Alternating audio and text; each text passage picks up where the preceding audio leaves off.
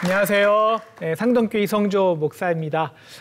우리 오늘은 드디어 자녀를 성공시키는 그 비법, 우리 마음 근력에 대해서 여태까지 많이 배웠지만 우리 종합적으로 마음 근력이 뭔지를 저와 여러분이 함께 생각해보는 시간 갖도록 하겠습니다. 여러분, 옛날에는 우리 아이들을 성공시키기 위해서는 재능이나 지능이 중요했어요. 그죠? 50년 전만 해도 저는 학교에서 IQ 검사를 중학교 때 1학년, 2학년, 3학년 때 계속 했습니다. 요새 IQ 검사 하나요? 네, 지금은 IQ 검사 아무것도 안 해요. 네, 50년 전만 해도 이 재능과 지능이 결국 아이의 성공을 결정한다고 그렇게 생각했어요. 제가 중학교 1학년 때 IQ 검사를 했는데요. 선생님이 저를 부르더라고요. 그러면 용기를 주는 거예요. 괜찮다고. 점수 안 보여주면서 왜 그러지? 하고 있는데 중학교 2학년 때 IQ 검사를 했는데 선생님이 또 불러요. 다른 선생님인데. 그러면서 저를 부르면서 저에게 심각히 말하는 거예요. 성주야, 세상에 공부 아닌 걸로도 다른 길이 많다. 제가 보니까 IQ가 2자리였어요. 괜히 놀라세요. 너무 놀라시는 거 아니에요? 여러분, IQ 2자리여도 괜찮습니다. 물론 제가 그 IQ 진짜 IQ인지 모르겠지만 그 이유를 검사 안 해서 여러분 대학 가고요. 박사 받고요. 교수 다 할 수 있고요. 목회도 잘 알고 있어요. 네. 여러분, IQ란요. 인간의 그 모든 능력에 딱 3%만 평가를 하는 거예요. 3%만. 물론 중요하죠. 중요하지만 그러나 여러분, 이 IQ 다음에 그 다음에 이제 많이 유행했던 게 감성지능이에요. EQ, 뭐 EI, 이 Emotional Intelligence, EI라고 하고 EQ라도 하는데 실제적으로 우리 그 데니언 골만이라는 학자에 따르면 우리 감성지능은 효과적인 리더십을 발휘하는 효과적인 리더십을 발휘하는데 67%를 차지한대요.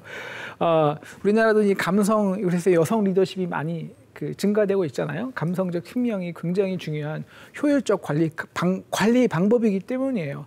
근데 사실 뭐 감성지능으로 우리가 다 성공할 수 있을까요? 그렇지도 않잖아요. 재능과 감성. 그래서 우리 나중에는 다중지능이라고 우리 1983년에 이 하워드 가드너가 다중지능, 멀티플 인텔리전스라는 것을 이제 주창했거든요. 실제적으로 음악재능, 신체재능, 논리 수학재능, 공간재능, 언어재능, 인간 친화재능, 또 자기 성찰재능, 이렇게 인간이 발전하고 성공하기 위해서는 많은 다양한 지능이 함께 융합해야 진정한 성공, 오래 그 성공을 유지할 수 있다고 생각하는 거죠.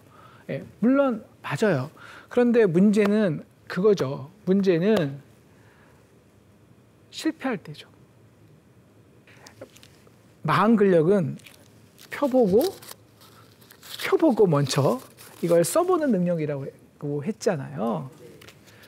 여러분, 이거를 펴보기 위해서는 머리가 먼저 움직여야 될까요? 가슴이 먼저 움직여야 될까요? 마음이 먼저 움직여야 될까요?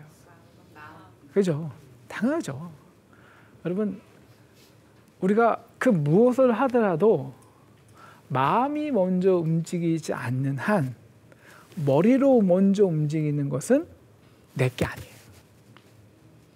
마음이 먼저 움직여서 머리가 움직여야 그 지능이 정말 내게 되는 거예요. 그래서 점점 우리 재능에서, 머리에서 교육하기 연구를 하면 할수록 더 마음으로 내려옵니다. 마음으로. 그래서 요즘은 7년 전부터 뭐가 유명하냐면요. 바로 재능이 아닌 마음 근력이다 라는 거예요. 그래서 앤젤러스 더크워스라는 그 교수가 이 성공의 성취 열쇠는 그리스다라는 개념을 한 7, 8년 전에 이제 교육학에서 발표해서 큰 방향을 불려왔죠. 끈기 있는 열정이라는 거예요. 사실 재능 있는 사람들은 많아요. 그런데 여러분, 재능이 중요할 것 같아요? 노력이 중요할 것 같아요? 재능보다 노력이 중요하다고 생각은 해요. 생각만은. 근데 여러분 한번 생각해서요. 그러면 노력이 중요할까요? 부모의 재산이 중요할까요?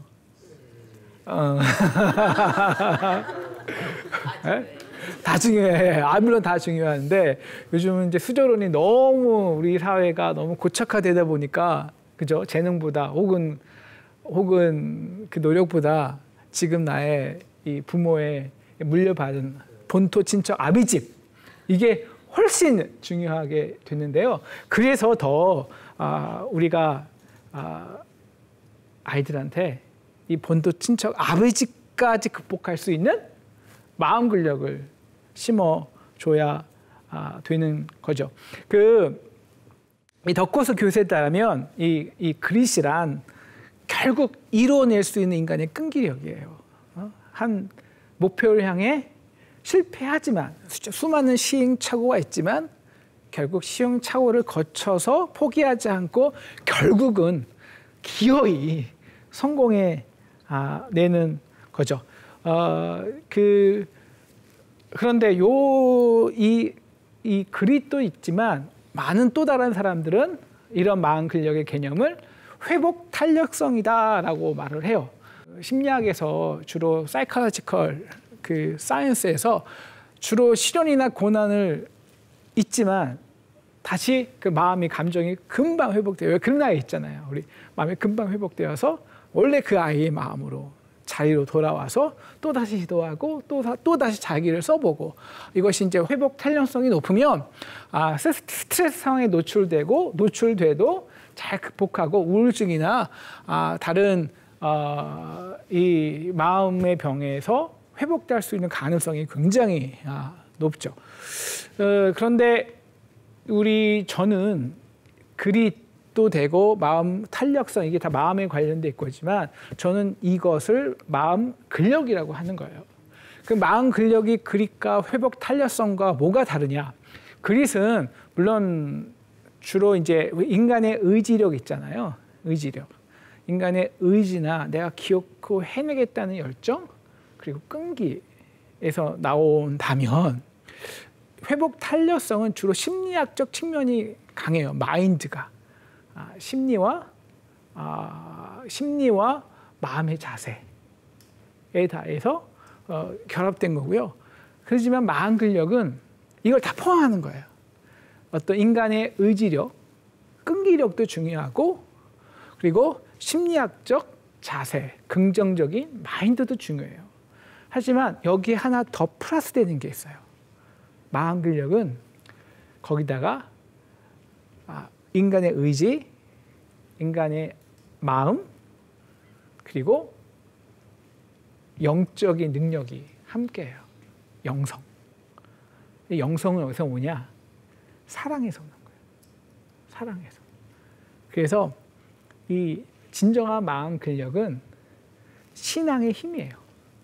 그러니까 우리가 진정한 신앙, 우리가 아무리 끈기가 좋아도 아무리 마음이 긍정적이어도 우리가 진정한 나의 마지막 그 실패를 경험할 때 나를 사랑하지 못하면 결국 끝이거든요. 근데 나보다 나를 더 사랑하시는 누구? 하나님. 하나님을 인정하고 하나님의 사랑을 인정하고 그 사랑을 의지하는 것. 기독교 핵심이죠. 그래서 예수님이 그 십자가에서 우리의 모든 죄와 질고와 저주와 고통을 담당하시고 죽으셨잖아요. 죽고 끝났나요? 그러면 기독교가 아니에요. 죽고 승리하셨잖아요. 부활하셨잖아요. 그럼 예수님이 승리해 놓으신 것이 누구의 아픔과 저주와 실패예요? 우리의. 그럼 예수님이 부활했다는 것은 이미 나의 모든 고난과 아픔과 저주 그리고 죽음까지 이미 우리는 승리했다는 거예요. 왜? 그 끊을 수 없는 하나님의 사랑 때문에. 그래서 이 마음 근력이란 저는 이 두 가지 우리 로마서 8장 38절에서 39절까지인데요. 한번 읽어볼까요? 시작.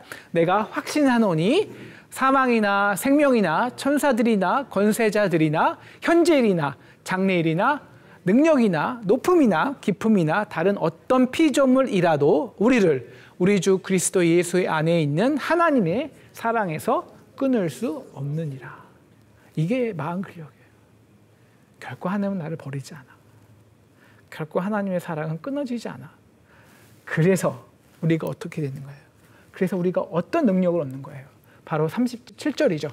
이것도 다 함께 읽어볼게요. 시작. 그러나 이 모든 일에 우리를 사랑하시는 이로 말미암아 우리가 넉넉히 이기느니라. 결국은 승리하는 것. 결국은. 이게 마음 근력이다. 인간의 의지력 플러스 긍정적인 마인드 플러스 이제는 나를 넘어선 저 높은 하나님의 사랑으로 인한 내가 넘어졌을 때 그 사랑으로 일어날 수 있는 것. 이것이 마음 근력이죠. 우리 이 마음 근력을 성장시키는 4가지가 있어요. 4가지. 우리 한 가지씩 오늘 중요하게 살펴볼 건데요. 먼저 한번 보고 하나하나씩 살펴볼게요. 첫 번째는요. 내적 동기와 자율성이고요. 우리 두 번째는 타인 지향적 목적 의식이에요. 그리고 세 번째는 아까 계속한 해석력. 그 실패 속에서도 희망을 볼 수 있는 해석의 능력이고요. 그다음에 네 번째는 의식적인 그리고 자기 주도적인 연습이에요. 이 4가지가 우리 자녀들이 4차 산업혁명 시대에 정말 성공하는 이제 신앙인으로 성장시키는 비결이라는 것이죠. 자, 우리 하나하나씩 우리 볼게요. 내적 동기와 자율성. 여러분, 어떤 사람이 진짜 그 일을 잘할까요? 재밌어서 하는 사람? 억지로 하는 사람? 좋아서 하는 사람? 여러분, 좋아서 즐겁기 때문에 하는 것을 이게 따라할 수가 없어요. 따라올 수가. 여러분, 내가 즐길 수 있어야 열정이 생기고요. 그리고 몰입할 수 있어요. 몰입이 되게 중요해요. 내가 즐길 수 없는데 몰입할 수 없어요. 내가 어떻게 즐겨요? 내가 원하는 걸 해야 즐기죠. 그래서 자율성은 마음 근력의 핵심입니다. 그런데 우리나라에서 우리 부모님들이 저와 여러분이 제일 우리 아이들에게 넉넉히 주기 힘든 게 바로 이 자율성이에요. 자율성. 저도 너 공부해? 방에 딱 들어가 보고 핸드폰 안 줘. 물론 제가 핸드폰 안 주는 이유는 다른 이유가 있습니다만은 네? 왜 우리는 아이들에게 이 자율성을 주는 게 이렇게 무서울까요? 우리의 목적은요, 아이들이 행복하는 거죠. 근데 우리의 행복한 것은 자녀들이 세상에서 좋은 직업을 가질 때, 안정적인 직업을 가질 때, 그래서 좋은 학교에 가야 된다고 생각하고, 그래야 아이들의 행복을 위해서. 그래서 아이들을 공부시키고, 아이들을 학원 보내고. 그런데요, 정말 우리 자녀가 돈을 잘 벌고 안정적인 직업이 있으면 행복할까요? 요즘 우리 지난 시간에 말했는데요. 요즘 아이들에게 행복은 돈 많이 버는 게 아니에요. 그건 3번째고요. 첫 번째는 뭐예요? 내가 진정한 행복할 수 있는 직업을 찾는 거예요. 생업이 아니라 천직이에요. 천직. 단순히 먹고 사는 것으로 우리 자녀들의 내적 동기를 형성할 수가 없는 거예요. 여러분, 물론 좋은 대학 가는 것, 좋은 내적 동기일 수 있어요. 그런데 좋은 대학 가도요, 한 1, 2학년쯤이면 그 동기가 다 사라져버려요. 왜냐하면 내가 어떤 것은 억지로 돈 때문에, 성공 때문에 도달해도요, 일단 그 수준에 내가 도달했잖아요? 그럼 더 이상 더 좋은 가치가 없잖아요. 성공했으니까. 그럼 그때부터 조금만 어려워도요, 팍 내려놓는 거. 팍 내려놓는 거. 그래서 그 내적 동기가 없이는 결코 지속 가능하지 않다. 아이들이 힘내는 게. 라는 거예요. 우리 두 번째. 타인 제한적 목적 의식이 아까 말했지만 우리가 어느 정도 내가 뭐 크게 내 자율성 없어도 내적 동기 없어도 충분히 성공해야 돼, 충분히 세상에 잘 먹고 잘 살아야 돼, 이러한 동기로만으로도 충분히 대학까지는 갈 수 있어요. 좋은 대학은. 그런데 여러분 과연 좋은 대학 가서 아이들 성공할까요? 대학 가는 거 요새는 대학 가는 것보다 더 어려운 게 있잖아요. 취직하는 거. 네. 근데 취직하면 아이들이 성공할 수 있을까요? 정말 행복한 삶을 살 수 있을까요? 그 심각한 우리나라는 2년차 징크스가 있어요. 그래서 저는 이걸 대입병, 직이직, 결이혼이라고 해요. 뭐냐면 대입병은 제가 많이 아이들을 경험했는데 대학교에 딱 들어왔잖아요. 1년 정신없이 놀아요. 고등학교 때 못 놀았으니까. 근데 1년 실컷 놀았잖아요. 2학년부터는 공부해야 되는데 왜 공부하는지 모르는 거예요. 그래서 대학교 2학년 때 무너지는 아이들이 굉장히 많아요. 완전히 방향을 상실한 거예요.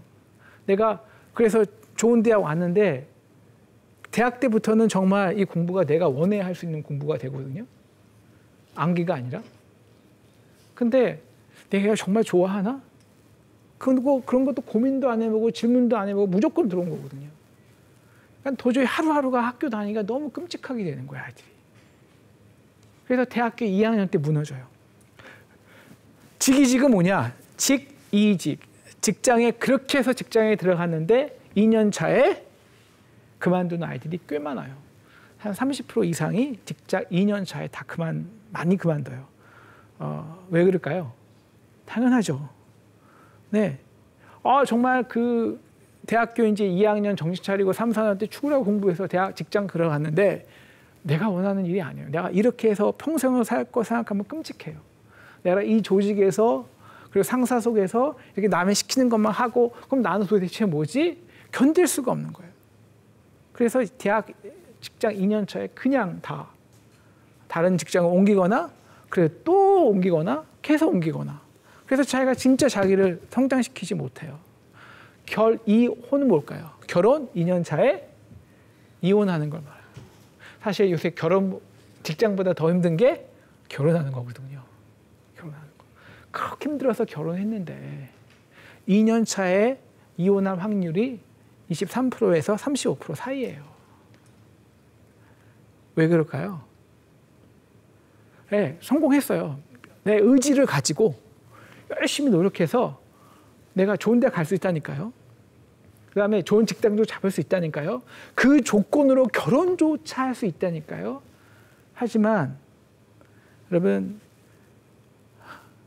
그 자기 중심적인 동기는요. 딱 결혼까지예요.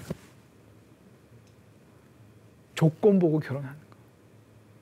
여러분 함께 산다는 건요.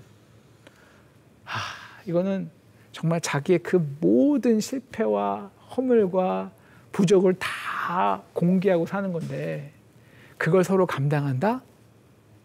자기 중심적으로만 살아온 사람이 못 감당해요. 감당할 수 없어요. 그래서 많이 이혼하는 거죠. 그래서 정말 중요한 건요. 자기 중심적인 목적이 아니라 타인 중심적인 목적 의식이 있을 때예요. 여러분 잘 생각해 보시면요. 진짜 자기 이 마음 근력은 뭐냐면 나를 사랑하는 힘이거든요. 그 무엇보다 나를 사랑하는 힘이에요. 나의 가치를 느낄 때 우리는 사랑할 수 있어요. 여러분 나의 가치를 언제 잘 느끼나요? 우리는 사회적 동물이잖아요. 그러면 내가 한 일로 인해서 사람들이 영향을 받고 그 일로 행복하고 그 일을 통해서 감사하고 눈물 흘릴 때 나의 가치를 느껴요. 다시 말하면 우리는 언제 나의 가치, 나의 능력을 아냐면 남을 위해 낮은 곳을 섬길 때. 그래서 이 세상에서 진정한 마음 근력 있는 사람들은요. 마틴 루터 킹, 테레사 수녀님, 우리 미소님 마음 근력 있잖아요. 이 마음 근력 있잖아요. 정말 그 아버지의 사랑을 알기에 십자가까지 지잖아요. 우리 마리아 향유옥합을 보여. 향유옥합이란 무슨 의미냐면요.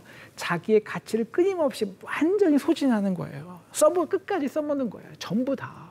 바울 그 많은 힘듦과 아픔을 가지고도 3차 전도 여행을 끊이지 않고 하잖아요. 이 모든 근력, 이 아픔과 고난에 맞서는 우리 그리스도인들의 이 근력은 어디서 나왔냐?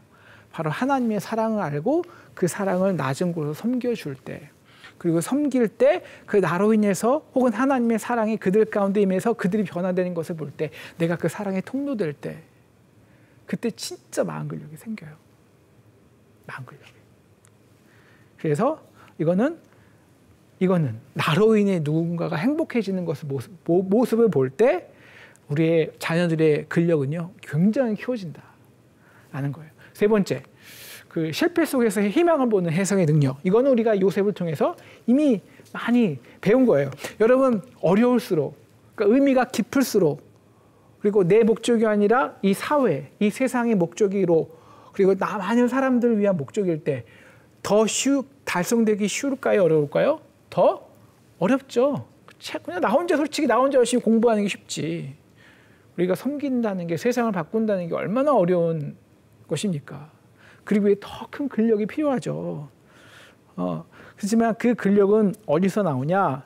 바로 이 성장형 사고에서 나와요. 성장형 사고란 우리 요셉같이 분명히 보이는 상황은 실패와 아픔과 고난인데 그걸 긍정적으로 성장형으로 이 고난은 분명히 나에게 긍정적으로 실패를 통해서 희망을 해석하는 능력을 줄 거다라는 배움형 사고를 하는 사람들이 있어요.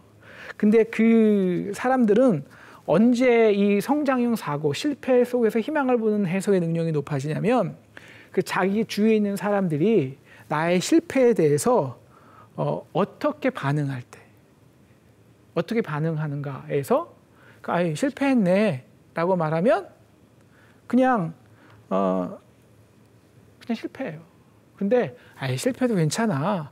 이번이 너에게 되게 중요하게 인생을 배우는 기회야. 그것이 부모가 그렇게 말해주면 성장형 사고 방식이 되는 거죠. 우리 교육 철학에서 굉장히 중요한 개념이 있는데요. 비커밍이에요. 비커밍. 이거는 우리 창조의 과정과 똑같아요. 여러분, 이 비커밍이라는 것은 우리가 아직 성장해 나가는, 우리가 피니시된, 완전히 종결된 사람이 아니잖아요. 우리 많은 대학생들이나 여러분이 착각하는 게요. 우리 부모도 애들이 대학 졸업하면 얘가 성장이 멈췄다고 해요. 성장이 멈췄고 이제는 일해, 직장 가. 아니요. 대학부터 진짜 성장합니다. 대부분의 진짜 성장하는 사람들은요, 대학 졸업과 동시에 자신이 진짜 즐겁게 사회에다 영향력이 있는 걸 하면서 진짜 비커밍, 진짜 실력이 성장해요. 아직 무한한 성장 과정의 아주 짧은 단면, 아주 작은 단면일 뿐이라는 거예요. 이거는 개인이 뿐만 아니라 국가 역사도 마찬가지죠. 그래서 이 실패 속에서 희망을 보는 해석의 능력, 대표적인 게 우리 요셉이죠. 요셉은 그 인생에서 세 가지를 해석합니다.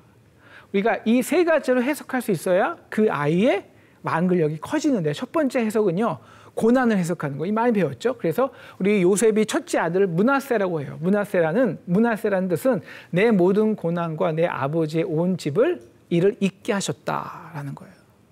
그러니까 여러분, 그 고난과 상처를 해석하지 못하면요, 그 아픔과 상처를 가지고 있다면 그 사람의 마음 근력이 있을까요, 없을까요?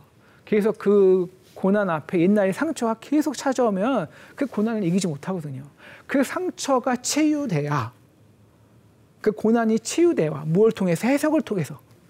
그래야 그 사람이 마음 근력이 강한 건데, 요셉은 므낫세, 그러니까 자신의 이게 므낫세 이제 총리가 되고 첫째 아들 낳으면서 하나님이 주신 그 축복을 보면서, 해석을 보면서, 야, 하나님이 이 고난을 통해서 나에게 이러한 창조의 기회를 주셨구나. 그게 해석되고 그 가족의 일을 잊었다는 거예요. forget은 forgive입니다. 용서할 수 있었다는 거예요. 그래서 잊었다는 거예요. 상처가 더 이상 안 됐다는 거예요. 우리가 아직 실패가 상처로 남아있는 사람들은요, 마음 근력을 키울 수가 없어요. 두 번째, 에브라함. 두 번째 아들을 에브라함이라고 낳았죠. 말했죠. 에브라함이라는 것 뜻은요, 하나님이 나를 내가 수고한 땅에서 번성케 하셨다. 여러분, 사람이요, 성공하잖아요. 요즘 우리 많은 사람들이 성공한 다음에 한 번에 훅 가는 경우가 많거든요. 그죠? 그렇게 성공해놓고 성공의 자리에 가서 그냥 무너지는 사람, 하루에 무너지는 사람이 많아요. 우리 아이들도 마찬가지예요. 왜 그럴까요? 성공을 해석하지 못해서요. 성공을. 그냥 내가 열심히 공부해서 잘난 걸로 알아요. 그리고 내가 열심히 성공하는 과정에서 나도 위에서 갑질당하고 무시당하고 그랬잖아요. 그럼 나도 그 보상의식 때문에 성공한 다음에 나도 모르게 내가 어떻게 성공했는데 그렇게 갑질을 하고 그러다 보면 나도 모르게 한 방에 훅 갈 때가 있어요. 그 이유는 성공을 하나님의 희망으로 해석하지 못해서요. 우연히 내가 잘나서 성공한 거야. 정말 이 성공이 요셉처럼, 우리 요셉이 이 성공을 어떻게 보냐면, 우리 세 번째요. 당신들이 나를 이곳에 팔았다고, 누가 판 거예요? 형들이 팔았다고 나를 근심하시 마소서. 하나님이 생명을 구원하시려고 나를 그냥 당신들보다 먼저 보내신 거예요. 그러니까 이 일을 일어나게 한 것이 세상이냐, 사람이냐, 돈 많은 사람이냐, 아니면 하나님이냐, 역사냐. 어떻게 해석하냐가 굉장히 중요해요. 그러니까 당신들이 나를 판 게 아니다. 그러니까 하나님이 나와 많은 사람을 구원하려고 당신들보다 먼저 보내셨다. 당신을 잠시 이용한 것이다. 라는 거예요. 그래서 굉장히 중요한데요. 이거는 인간의 이야기가 아니에요. 여러분, 우리 삶에서 여러분 이해 안 가는 거 많잖아요. 내가 왜 그 남자를 만나가지고, 내가 왜 그 여자를 만나가지고, 내가 중학교 때 그 선생만 아니었으면, 뭐 이런 그 사람 때문에 상처받고, 이런 게 그 인간의 이야기들. 이 스토리가 있거든요. 근데 이거는 너의 이야기가 아니라 하나님의 이야기라는 거예요. 하나님 역사를 주도하시는 새로운 창조의 이야기. 그러니까 your 스토리가 아니라 his 스토리, 하나님의 대문자. his 스토리를 줄여서 뭐라고요? his 스토리를 줄이면 his 스토리. his 스토리가 뭐죠? 역사. 네. 이게 역사의식이에요. 역사의식. 그러니까 역사의식이란 건 뭐냐면 바로 이 실패 속에서 우리가 인간의 틈바구니 속에 있잖아요. 매일. 여러분, 교회에서도 사람의 이야기 있잖아요. 사람들의 이야기. 그냥 그 이야기로 끝낼 것인가? 아니면 그 이야기가 아니라 그 이야기를 통해서 우리가 고난도 받고 좌절도 겪고 질투도 나고 미워도 하지만 그 미움으로 끝날 것인가? 아니면 요셉처럼 이것을 하나님의 이야기, 역사의 이야기, 고난 속에서 갈등 속에서 하나님이 새로운 창조하시는 그 하나님의 히즈 스토리, 역사 이야기로 우리가 해석할 수 있을 것인가? 그럴 때 여러분 용서가 가능한 거예요. 비로소 상처가 치유되고요. 성공이 해석돼요. 이게 진짜 승리하는 인생이고요. 이게 마음 근력이에요. 그러면 이 해석만 있으면요, 우리가 어떤 거 그냥 와도 내 마음이 무너지지 않아요. 오히려 기대가 되죠. 우리에게 이러한 실패를 해석할 수 있는 신앙의 힘, 역사의식이 있기를 정말 기도합니다. 네. 그 다음에 우리 마지막으로 이 마음 근력을 성장시키는 마지막 의식적, 자기 주도적 연습이에요. 그러면 이것은 이러한 해석에 역량이 있는 사람들은요, 질적으로 다른 노력을 합니다. 그냥 남들 그대로 따라하는 대로 다습하지 않아요. 이거는 그리고 정말 이 모든 노력의 과정 속에서 우리 아이들이 공부하면서 항상 질문하는 것이 있죠. 왜?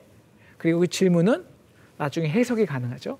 그 질문으로 왜 이렇게 해야 돼? 여러분, 모든 이 세상의 모든 뛰어난 발명품들은 다 왜라는, 모든 이 세상의 중요한 혁신은 이 왜라는 발명에서 꼭 그렇게 해야 돼? 라는 생각에서 시도한 거예요. 나온 거잖아요. 그래서 우리가 아이들에게 꼭 왜라는 질문, 그 왜라는 그 질문하면서 보다 효율적이고 나에게 맞는 창조적인 방법을 찾는 거죠. 여러분, 아이들 10시까지 잡아놓는다고 공부하지 않습니다. 아까 말했죠. 내가 마음에서 동기가 나서 스스로의 방법으로, 스스로의 몰입으로 공부하지 않는 그 모든 시간은 죽은 시간이에요. 그래서 유명한 교육 철학자가 우리 한국 교육을 보고 정말 하루에 15시간 동안 쓸데없는 것을 공부하는 아이들, 마음이 아프죠. 정말 그래요. 그런데 가장 중요한 것은요, 여러분, 우리가 정말 어디서 그 자기 주도적 학습을 배울 수 있을까요? 학원에서? 학교에서? 어디서 의식적으로 연습하며 해석하는 능력을 키울까요? 학원에서? 학교에서? 그렇죠? 가족. 네. 어디서 근본적으로 자기 그 중심적 목적 의식이 아니라 그걸 탈피해서 타인 지향적 목적 의식으로 바뀔 수 있을까요? 어디서? 학교에서? 기업에서? 아니요, 기업과 학교는 철저히 자기 중심적이에요. 이익 중심적. 가족, 교회. 교회 아니면 배울 데가 있나요? 신앙 공동체 아니면? 가정과? 어디서 아이들이 내적 동기를 가지고 스스로의 관심으로 스스로 좋아하는 일을 하게 할까요? 학교에서요? 학원에서요? 아니요. 가정이에요. 그래서 한번 따라해 주시겠습니까? 부모만이 마음 근력의 권위자다. 그건 이유는 딱 하나예요. 부모만이 자녀의 모습을 있는 그대로 사랑할 수 있기 때문이에요. 부모만이. 여러분, 이 마음 근력은요, 단기적 게임이 아니라 장기적 트랙, 마치 마라톤 같은 장기적 트랙이에요. 여러분, 학교나 기업이나 이 세상의 다른 모든 것은요, 다 단기적 승부입니다. 단기적 성과를 중요해요. 학교도 마찬가지고, 학원은 이익 집단이에요, 이익 집단. 그래서 단기적 성과가 안 나면 자기들 더 아이들 안 온대요. 여러분, 마음 근력은 단기적으로 할 수 없어요. 장기적입니다. 해석은 장기가 필요하잖아요. 그죠? 그러면 이 현재 그들이 창출해내는 성과가 아니라 얼마나 그 아이에 대한 애정과 관심이 있냐가 철저히 중요한데요. 이 애정과 관심이 직장 상사가 있나요? 옛날에 선생님이 있었지만 이제 선생님도 이 학교도 다 이 단기 성과가 안 나오면 다 등급에서 떨어지기 때문에 그렇게 할 수도 없어요. 여러분, 부모만이 이 마음 근력의 권위자입니다. 여러분, 특히 자신의 이 해석의 과정, 그리고 관심을 갖고 스스로 동기를 가지고 탐구하는 이 시간은요, 부모 외에는 그건 굉장히 비능률적인 거예요. 우리 아이 같은 경우에도 어느 날은 피아노 치고 싶다 그러고, 어느 날은 태권도 가고 싶다 그러고, 어느 날은 태권도 싫다 그러고. 그러니까 이걸 다 한번 탐험하도록 하는 거. 이 비효율적인 걸 누가 감당해요? 부모만이 감당하죠. 우리 아이를 있는 그대로 사랑할 수 있는 저와 여러분 됐으면 좋겠어요. 저도 항상 그게 힘들어요. 그게 힘들죠.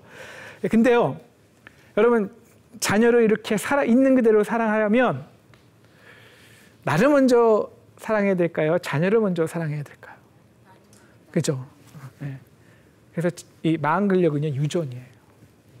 유전. 내가 그 나의 부모에게 어떤 조건을 받고 사랑받은 이 부모는요, 자녀도 그렇게 사랑해요. 마음 근력을 제대로 못 키워요. 그러니까 내가 먼저 사실은 조건적이 아니라, 그러니까 조건에 의해서 사랑받은 사람은요, 먼저 그 조건을 채우려고 노력해요. 민감해요, 그 조건에. 그래서 자녀도 그렇게 키워요. 자녀도. 근데 결국 그 마음 근력이란 그 나를 사랑하고 나의 연약함을 내 스스로 받아내는 방식이 자녀들에게도 그렇게 되물림 되는 거거든요. 그러기 위해서 여러분 우리는 나를 사랑해야 돼요. 근데 여러분 이 세상에 제일 힘든 게 나를 사랑하는 거잖아요. 나를 사랑하는 거. 여러분 사랑은요. 우리 많은 사람들이 사랑에 실패하는 이유는 내가 사랑할 수 있다고 생각해서요. 아니요. 우리는 사랑할 수 있는 존재가 아니에요. 분명히 요한 1서에 하나님 우리를 먼저 사랑했다. 그래서 그 사랑 때문에 서로 사랑하는 거예요. 그러니까 사랑은 하는 게 아니라 먼저 받는 거예요. 우리가 그래서 저는 이 사랑을 저수지 이론이라 그래요. 먼저 받고 채운 다음에 그 다음에 흘려줄 수 있는 거. 그래서 사랑은 이 자연스러운 흐름입니다. 절대 채워지지 않으면요. 흘려줄 수가 없어요. 그래서 가장 좀 시간이 여유 있으면 이것도 굉장히 중요한 생각인데요. 우리 가정으로 돌아가면서 특히 두 가지를 생각하면 좋겠어요. 첫 번째, 지금 여러분의 고난이 있잖아요. 우리의 주교제. 여러분의 삶에서 부모의 삶으로서 현재 세상에서 경험하는 아픔, 고통, 내가 이걸 해결할 수 있을까? 이런 담. 여러분 이것이 분명히 해석됩니다. 우리가 넉넉히 이기느니라. 여러분, 여러분이 주교제예요. 여러분이 정말 하나님의 사랑으로 주님 안에서 이 사랑이 끊어지지 않는다는 걸 아시고 끝까지 버텨내실 때 우리 자녀들이요. 마음 근력을 여러분을 통해서 배우는 겁니다. 두 번째, 저는 부모에게 그런 사랑을 받아본 적이 없어요. 그래서 조건적이에요. 이런 부모가 참 많아요. 그러면 자녀들에게 있는 그대로 사랑하기가 정말 어렵거든요. 근데요,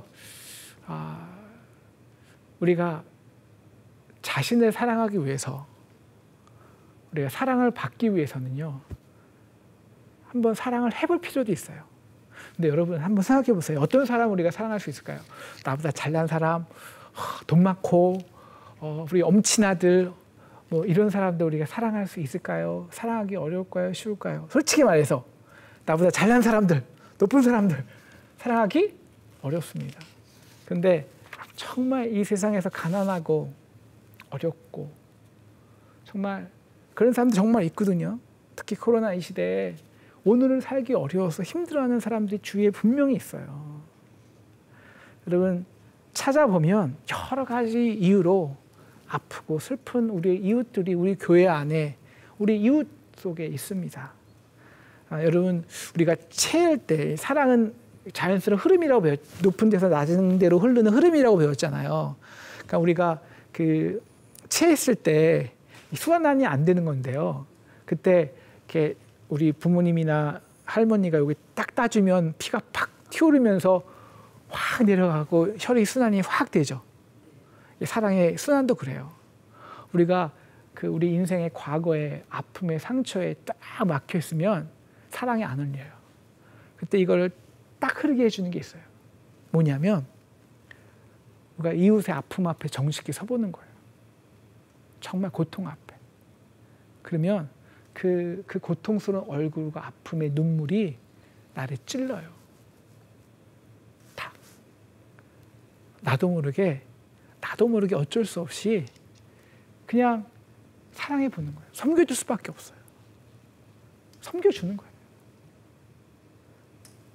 그러면 내가 섬겨주잖아요. 내가 사랑의 통로가 되는 거예요. 그 사랑의 통로를 통해서 그들의 얼굴이 밝아지고 눈물이 닦여지고 그럼 오히려 내가 사랑받는 거죠. 드디어 막혔던 사랑의 이 순환이 탁 흐르기 시작하는 거예요. 그래서 사랑을 받는 거죠. 하나님의 사랑을 통해서. 그래서 우리가 여러분을 사랑하기 위해서 자신을 사랑하기 위해서는요. 우리는 분명히 먼저 사랑의 통로가 되어야 합니다. 그래서 우리를 통해서 사랑의 선순환이 이루어질 때 그것을 바라볼 때 우리는 정말 하나님이 주신 그 사랑의 가치, 생명의 가치를 알죠? 생명을 낳는 거죠. 가정부터. 그래서 그래서 정말 마음 근력이 있기 위해서는요. 여러분이 먼저 섬기는 자가 되어야 돼요. 여러분의 섬김으로 행복한 사람들의 얼굴을 많이 목격해야 돼요. 그럼 여러분이 행복해져요. 그럼 여러분의 삶에 가치 있는 거예요. 그 마음 근력이 있는 거죠. 그 사랑으로 자녀에게 여러분의 마음 근력을 보여주고 사랑하면 우리 자녀들이 마음 근력이 하나씩 쫙 성장하고요. 정말 마음 근력은 이거예요. 예수님의 십자가 사랑. 그 무엇보다 우리 자녀들에게 이 십자가 사랑, 부활의 능력을 선물하는 저와 여러분 되었으면 참 좋겠습니다. 감사합니다.